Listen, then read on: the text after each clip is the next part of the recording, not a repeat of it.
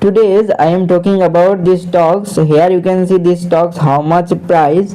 These stocks are $100 at this moment. Today's these stocks make approximately 0% return, but if you see the last 5 days, these stocks make approximately 8% return, which is very good return. And here you can see these stocks, how much return in the last 1 month.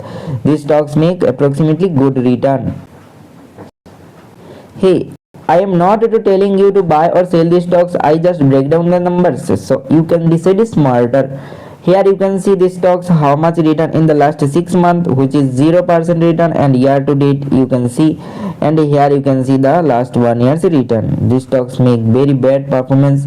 In these stocks, how much return in the last 5 years? 40% negative return these stocks make, which is very poor return.